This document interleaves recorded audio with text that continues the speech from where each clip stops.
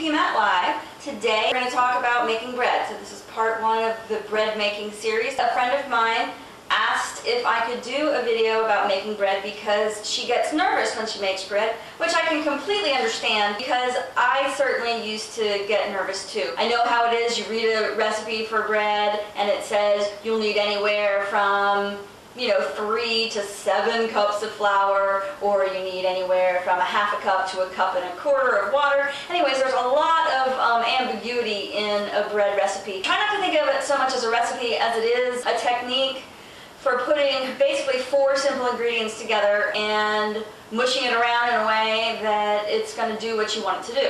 So the 4 basic ingredients in a yeast-raised bread is some sort of flour, some sort of liquid, usually water, yeast, and salt. The flour provides some of the complex carbohydrates that are broken down into sugars, so the yeast have something to eat. It also, of course, provides the bulk in the bread and the structure of the bread. There are 2 specific proteins in wheat flour, gluten and gliadin, and together when they are agitated with water they form gluten, which is that really stretchy, chewy, non-water soluble protein that makes our bread rise. The yeast is in there, of course, to eat up the sugar and to produce bubbles of carbon dioxide to produce the rise.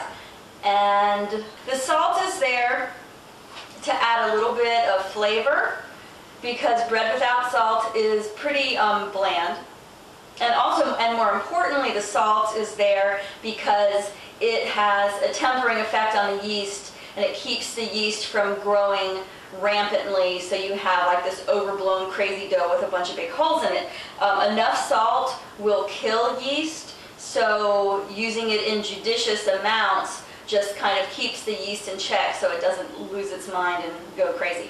Today we're going to be doing a classic sandwich loaf. You can find the recipe for it at the King Arthur flour site. You can find it on the back of some of their bags of their unbleached all-purpose flour, which is where I found it. Where the problem a lot of time comes in with making bread is that people like specifics. People like to know, this is exactly how much flour I need to use, this is exactly how much water, this is exactly how much salt, exactly how much yeast, this is exactly how long I have to mix it and in what manner. And bread is just not like that. It's about getting a feel for it, and it does take a little while. I am going to use the mixer today. You can certainly make bread by hand. It's as simple as putting your ingredients in a big bowl, stirring them and stirring them and stirring them so you can't stir them anymore, and kneading them. A couple of things you need to know.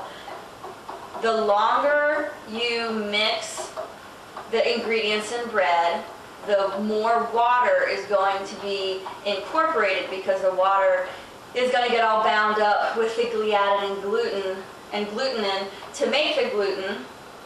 Too many G words. Anyway, so if your dough is a little bit wet, a little bit sticky to start off with, just know that that's okay. That's entirely normal.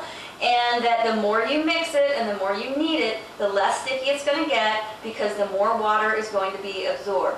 If you happen to err on the side of getting a little bit too much liquid in there, that's fine. Don't freak out and don't be adding a whole bunch more flour, because then you're just going to end up making a really dense, stupid bread. Now, people have been making bread forever, for thousands and thousands of years. Before there were scales, and before there were thermometers, and before there were even loaf pans and electric ovens, and certainly before there were mixers.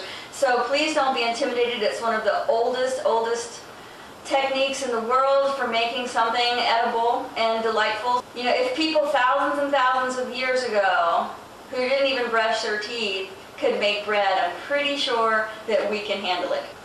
So to get ready to make some bread.